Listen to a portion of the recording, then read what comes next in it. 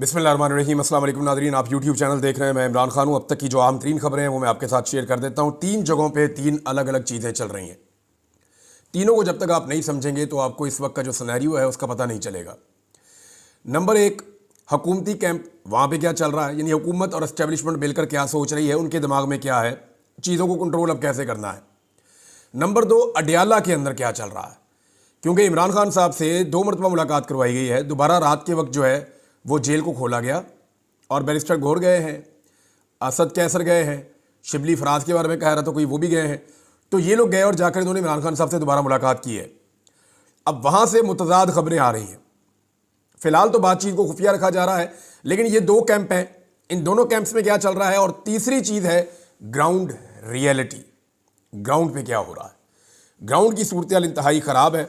मैं जो आखिरी फैक्ट मेरे पास पहुंचा, मैंने आपसे कहा था कि आखिरी सबसे बड़ी और मुश्किल रुकावट जो है वो 26 नंबर चुंगी जो है वो सबसे मुश्किल और आखिरी रुकावट थी। उसके बाद रुकावटें हैं ज़रूर, लेकिन वो ऐसी रुकावटें नहीं है कि जहाँ पे पाकिस्तान तहरीक इंसाफ को रोका जा सके। यानी वो तो इस्लामाबाद के कारकुन और रावलपिंडी के कारकुन उठाकर फेंक देंगे। 26 नंबर चुंगी पे एक बहुत लंबी लड़ाई चली है, और क्योंकि जो लोग वहाँ पहुँचे थे वो कोई बलूचिस्तान से आ रहा है, कोई खैबर पख्तूनख्वा से आ रहा है, उन्हें 2-2 दिन हो गए थे यहाँ पहुँचते हुए। तो यहाँ पे जो लोग पहुँचे वो पहले ही बहुत निढाल थे, और यहाँ पे रेंजर्स भी थी, एफसी भी थी, पुलिस भी थी।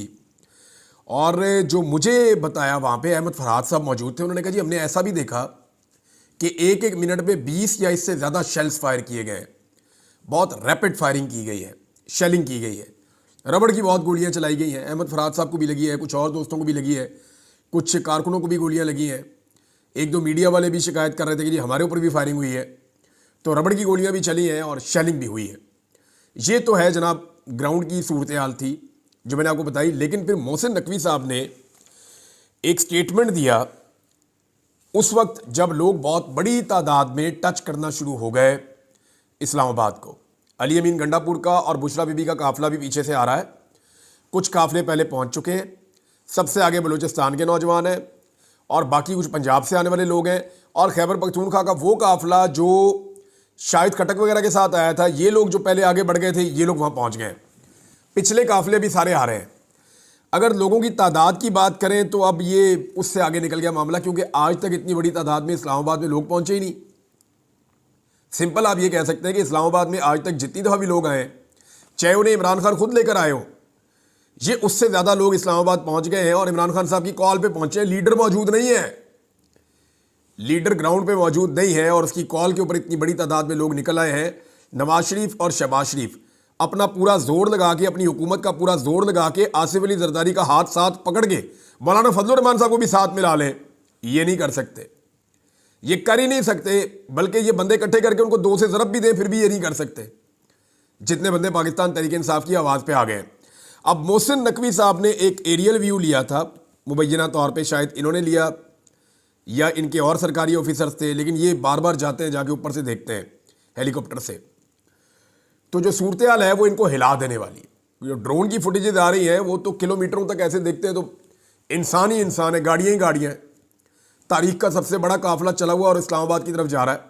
सारी रुकावटें उन्होंने उखाड़ दी हैं रास्ते में से, हर चीज़ उन्होंने, वो आग का दरिया अबूर करके आए हैं, लेकिन वो पहुँच गए।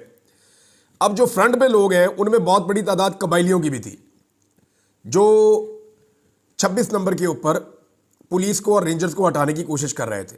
साइडों से पाकिस्तान तहरीक इंसाफ आगे बढ़ना शुरू हुई दोनों तरफ से, लेकिन बात बन नहीं रही थी।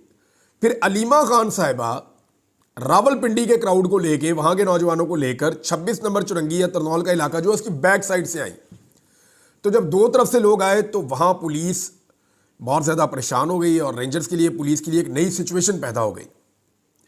मोहसिन नकवी साहब जो है उन्होंने उस वक्त एक धमकी जारी की, और जो उन्होंने धमकी दी, मैं चाहता हूं कि वो धमकी मैं आपको सुनवाऊं ताकि आपको पता चले कि उन्होंने क्या कहा और उस धमकी के बाद हुआ क्या। ये कोई छोटी बात नहीं है, ये एक बड़ा इंसिडेंट है जो हुआ है और ये डेलिबरेटली हुआ है। ये ज़रा आप मोहसिन नकवी साहब को सुने कि उन्होंने क्या कहा। वहाँ पे हमारे लिए अभी भी रेंजर्स के पास कितना देर लगती है कि हम वहाँ पे 5 मिनट फायरिंग होनी है तो उसके बाद वहाँ बंदा नजर नहीं आएगा, लेकिन हम लोग कह रहे हैं सबर सबर सबर। ये मोहसिन नकवी साहब की धमकी दी कि जी 5 मिनट फायरिंग हमने करनी है रेंजर्स को बुला के। उसके बाद वहाँ कोई बंदा नज़र नहीं आएगा। ये मोहसिन नकवी साहब आपकी खाम ख्याली है। और ये कौम जाके इंडिया के साथ लड़ती रही है। ये वो पश्तून है जिन्होंने आज़ाद कश्मीर जो आज आपके पास है पाकिस्तान में, जिसको आज आप डिसोन कर रहे थे, वो आज़ाद कश्मीर इन्होंने छुड़वाया हुआ है। बुज़दिल थोड़ी है मोहसिन नकवी साहब, वो पाकिस्तानी है, दलेर लोग हैं। आप गोलियां चलाकर देख लें, गोलियां आपने मारी भी हैं। मोहसिन नकवी के इस स्टेटमेंट के बाद स्ट्रेट फायरिंग होती है। ये जैसे ही मोहसिन नकवी का स्टेटमेंट आता है, मैंने तो इस पर ट्वीट किया कि ये तो कोई नॉर्मल आदमी कह ही नहीं सकता। बहुत सारे लोग ये अभी हैरान थे कि ये मोहसिन नकवी ने ये ज़बान किसकी बोली है, वो ये बात कर कैसे सकता है। अभी इस पे बात हो रही थी कि अचानक से खबर आती है कि स्ट्रेट फायरिंग हो गई है पब्लिक के ऊपर, उसी जगह पे जहां आखिरी बड़ी लड़ाई चल रही थी। और 20 के करीब नौजवान पाकिस्तान तहरीक इंसाफ ने मुबैना तौर पे रिपोर्ट की है, कुछ लोग इससे ज़्यादा बता रहे थे, उनको गोलियां लग गई। और ये जो स्ट्रेट बुलेट्स लगी हैं, इनसे अभी तक किसी की जान जाने का वाकया तो नहीं अभी तक रिपोर्ट हुआ, लेकिन ये रिपोर्ट हुआ है कि लोगों को गोलियां लगी और गोलियां लगे हुए उनके ज़ख्म नज़र आ रहे हैं, सुराख, और उनको तिब्बी इमदाद के लिए फिर पीछे हटाया गया। अब मैंने एहतशाम अब्बासी साहब से बात किया, ये जर्नलिस्ट हैं, वहाँ मौके पर मौजूद थे। मेरी रजी ताहिर साहब से भी बात हुई, उनकी टीम वहाँ मौजूद है। सदीक जान साहब की टीम वहाँ पे मौजूद है, और कुछ हमारे सहाफ़ी दोस्त हैं वहाँ मौजूद हैं।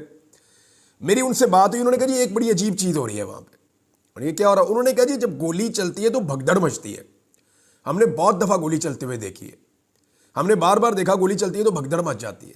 लेकिन यह स्ट्रेट गोली चल रही थी, लोगों को गोलियां लग रही थी, लड़के गिर रहे थे, लेकिन कोई नहीं भागा, भगदड़ मची नहीं, लोग भागे ही नहीं। बल्कि वो कबायली जो आए हैं वहाँ से, खैबर पख्तूनख्वा के जो कबायली बेल्ट है वहाँ से जो लोग आए हैं वो अभी इस वक्त सबसे आगे आगे हैं, या जो बलूचिस्तान से आए हैं वो सबसे आगे आगे हैं। तो वो बहुत खुलकर कह रहे हैं कि बताओ इमरान खान किधर है, हमने उधर जाना है। ये नहीं, उनको ये भी नहीं पता। और उनको बहुत सारे ऐसे लोग हैं, मुझे जर्नलिस्ट बता रहे थे, उनको ज़बान भी नहीं आती। वो कहते हैं उनको एक ही बात पता है कि इमरान खान है हमारा लीडर, हम उसको लेने आए हैं। वो दूसरी बात ही नहीं करते।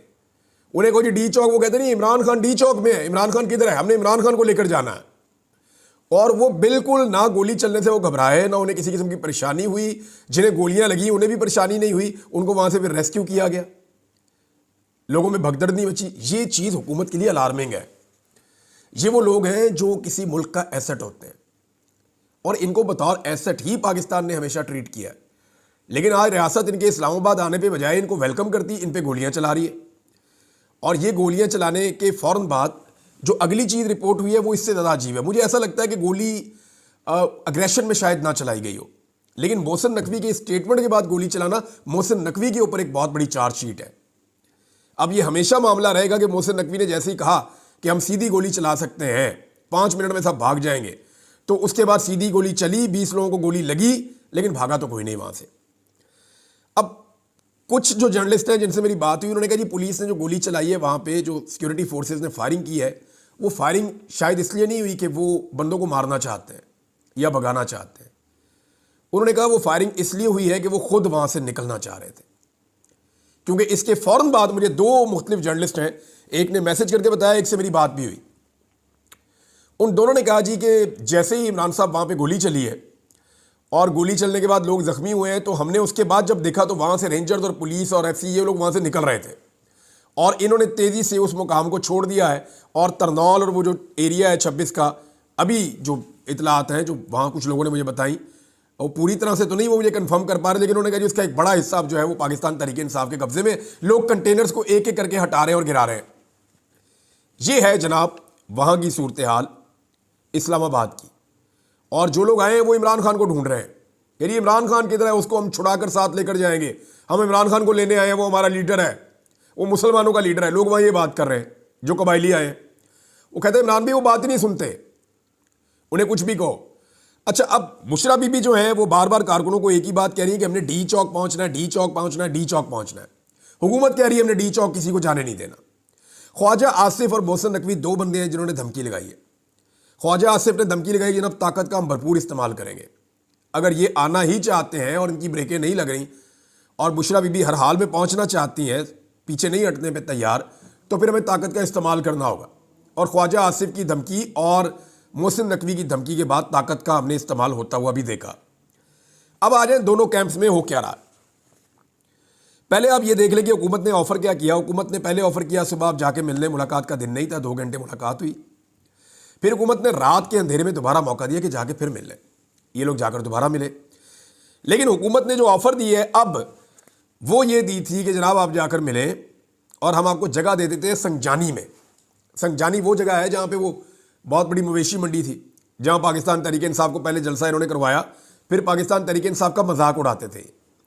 ये कहते थे मवेशी मंडी में मवेशी जाते हैं तो जाओ जी सारे उधर, मजाक भी उड़ाते थे उनका। हालांकि उन्होंने बड़ा तगड़ा जलसा वहाँ पे किया था, अली अमीन गंडापुर ने किया था। उस जलसे के बाद फिर अली अमीन गंडापुर साहब एक दफ़ा गायब भी हो गए थे, आपको याद होगा। तो अब मामला ये है कि संजानी में कह रहे हैं जी आप वहाँ जाके अपना पड़ाव डाल लें, बहुत बड़ी जगह है, सारे वहाँ इकट्ठे हो जाएं, हम जो सुबह जो है वो फर्दर चीज़ें देखेंगे क्या करना है, कैसे होना है। लेकिन इस पे पाकिस्तान तहरीक इंसाफ के लोग अभी तक बता रहे हैं कि कोई आमादगी जाहिर नहीं हुई कि संजानी में जाकर बैठना है। मे भी इमरान खान साहब या पार्टी किसी नतीजे पे पहुंचे हैं, लेकिन हुकूमत की इसके अंदर चाल क्या है। हुकूमत सुबह अदालतों का सहारा लेगी, अदालतों में जाएगी और अदालतों में कहेगी देखें जी आपने मना किया था, हमने उनसे बात की थी, वो फिर भी आ गए हैं, वो यहाँ पहुंचे हुए हैं, तो हम इनको कैसे टैकल करें। वो मामला को और तरफ ले जाएंगे हुकूमत, और वो इसको एक डील की तरह की शक्ल देने की कोशिश करेगी ताकि इमरान खान साहब का जो एक नैरेटिव है उसको नुकसान पहुंचे। दूसरी तरफ जो इतलात आ रही हैं, कुछ लोग ये बड़े वसूख से कह रहे हैं, मैं अभी आपको कंफर्म नहीं कर सकता, कि इमरान खान ने फिलहाल यही कहा है कि डी चौक पहुंचो, संजानी को छोड़ दें। वैसे भी अब जो 26 नंबर चुंगी है वो क्रॉस हो गई मुबैना तौर पे, और अगर वहाँ कोई मुज़ामत रह गई है तो वो इतनी बड़ी है नहीं, और इससे आगे वाली जो रुकावटें हैं वो इतनी तगड़ी नहीं है कि जिनको अबूर ना किया जा सके। तो हुकूमत के कैंप में अभी भी वो ये सोच रहे हैं कुछ साजिश करके किसी तरह किसी भी पाकिस्तान तहरीक इंसाफ को वापस भिजवाया जाए और एहतजाज के इस मोमेंटम को तोड़ दिया जाए, क्योंकि हुकूमत ये जानती है कि अगर आज ये लोग वापस चले गए तो इनको वापस आने में महीने लग जाएंगे, महीने नहीं तो कम से कम 1-2 महीने हुकूमत को मिल जाएंगे, और 1-2 महीने बात सूरतों में बहुत होते हैं। इंटरनेशनल प्रेशर इस वक्त अपनी पीक पे है, इतना इंटरनेशनल प्रेशर इससे पहले कभी नहीं था। जो ओवरसीज पाकिस्तानियों ने कर दिया है वो पाकिस्तान का नहीं वर्ल्ड रिकॉर्ड बना हुआ है। दुनिया का कोई लीडर पूरी दुनिया में अपने लिए एहतजाज नहीं करवा सका आज तक। इमरान खान वाहिद लीडर बना है कि उसके लिए दुनिया के 32 मुल्कों में सेम टाइम में एक ही दिन के अंदर एहतजाज हो रहा था, राउंड द क्लॉक हो रहा था, क्योंकि यहाँ दिन है, वहाँ सुबह है, वहाँ शाम है, तो वो एहतजाज होता चला जा रहा था। तो इमरान खान साहब जो हैं ये उनके लिए हुआ है, तो ये एक बहुत बड़ा रिकॉर्ड है। अमरीकी सदर करना चाहे तो वो भी नहीं कर सकता इस वक्त कि सारी दुनिया में अमेरिकन को कह के निकलो और एहतजाज करो, ऐसे नहीं होता। ये इमरान खान के लिए हो रहा है क्योंकि वो बहुत बड़ा ब्रांड है। बजाय इसके पाकिस्तान उससे फ़ायदा उठाता, पाकिस्तान उससे बेनिफिट्स लेता, पाकिस्तान ने उसको उठा के जेल में डाल दिया और पाकिस्तान की आवाम को रियासत ने अपने खिलाफ कर लिया। है तो बदकिस्मती है, लेकिन ये रियलिटी है। अब मोहसिन नकवी का कहना है दफ़ा 245 में जाना पड़े, फ़ौज को दे दें, या कर्फ्यू लगाना पड़े, या कोई और इंतहाई कदम उठाना पड़ा तो हम उठा देंगे, फिर बाद में हमें कोई शिकवा ना करे। बार बार मोहसिन नकवी ने धमकियां लगाई हैं। अब तरनौल के ऊपर जो है वो कारकुनों का कंट्रोल बताया जा रहा है, कारकुन आगे की तरफ बढ़ रहे हैं, इमरान खान की बहनें भी पहुंच गई हैं, बुशरा बीबी का काफिला भी बहुत करीब पहुंच गया है। अगर ये लोग डी चौक पहुंच जाते हैं तो एक नई सिचुएशन होगी। अच्छा, बड़ा सवाल ये है कि कर्फ्यू कैसे लगाया जाएगा। इतनी बड़ी तादाद में लोग आ गए हैं, कर्फ्यू कैसे लगाएंगे।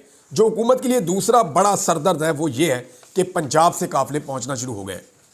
देखिए ना, पंजाब में भी पुलिस की लड़ने की कैपेसिटी है ड्यूटी करने की, 10 घंटे, 20 घंटे, 30 घंटे। अब इस मामले को 2 दिन हो चुके हैं, तीसरा दिन अब शुरू हो रहा है।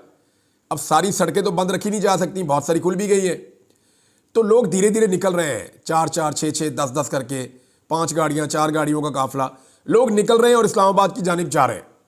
अब ये जो पंजाब से एक मूवमेंट चल रही है, तमाम शहरों से आहिस्ता आहिस्ता लोग इस्लामाबाद की तरफ आ रहे हैं, ये आने वाले 1-2 दिनों में तादाद बहुत बढ़ जाएगी। और अगर इमरान खान साहब किसी सूरत में अदालतों से जमानत मिलने की सूरत में बाहर आ जाते हैं तो फिर वो तारीख का सबसे बड़ा जलसा भी कर देंगे।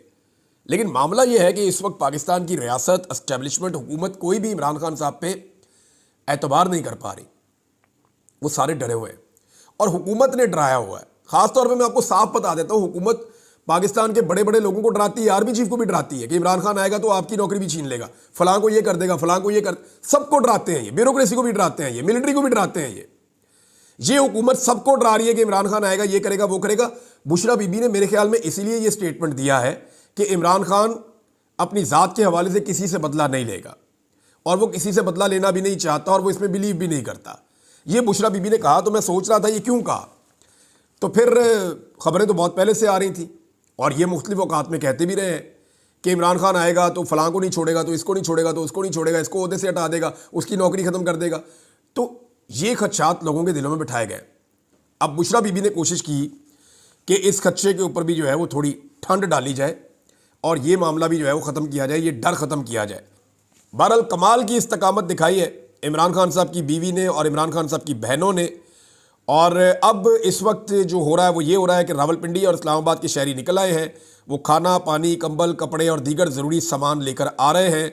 लोग अपने वाईफाई पासवर्ड ख़त्म कर चुके हैं। जितने भी पाकिस्तानी वहाँ मौजूद हैं उनको इंटरनेट मिल रहा है और अडियाला का दरवाज़ा एक दिन में दूसरी मरतबा खोला गया है। हुकूमत 3 चीज़ें एक साथ कर रही है। एक तरफ वो कहती है बंदे नहीं निकले, दूसरी तरफ वो तमाम रुकावटें, फस्तायत, जबर, सारे बहुत कंडे इस्तेमाल करती है और तीसरी तरफ वो इमरान खान साहब की मिन्नतें भी कर रही है और पाकिस्तान तहरीक इंसाफ पे दबाव डाल रही है कि जाओ यार खान साहब को किसी बात पे मना लो। बार बार नई से नई ऑफर्स देकर भेज रहे हैं लेकिन ऑफर्स काम नहीं कर रही। इंटरनेशनल मीडिया इस पूरे इवेंट को लगातार रिपोर्ट कर रहा है और आलमी सतह पे इसकी बहुत बड़ी कवरेज हो रही है। ये जिस लेवल की कवरेज हो रही है ना, इसका इम्पैक्ट बहुत गहरा होगा और वो इम्पैक्ट आपको आने वाले दिनों में नजर आएगा। पाकिस्तान का जो लोकल मीडिया है या जिसको आप इलेक्ट्रॉनिक या प्रिंट मीडिया कहते हैं, वो इसके ऊपर किसी किस्म की कवरेज नहीं कर रहा। उनको बड़े सख्त अहकामात दिए गए हैं कि पाकिस्तान तहरीक इंसाफ की इतनी बड़ी मूवमेंट को आपने ग्लोरीफाई नहीं करना, आपने इसके बारे में नहीं बताना। लेकिन इंटरनेशनल मीडिया ने जो है वो ये सारी चीज़ें एक दफ़ा नहीं बार बार दिखाई हैं। इमरान खान साहब के 3 मुतालबात: नंबर 1 मैंडेट की वापसी, नंबर 2 बेगुनाह कैदियों की रिहाई, नंबर 3 26वीं आईनी तरमीम का खात्मा।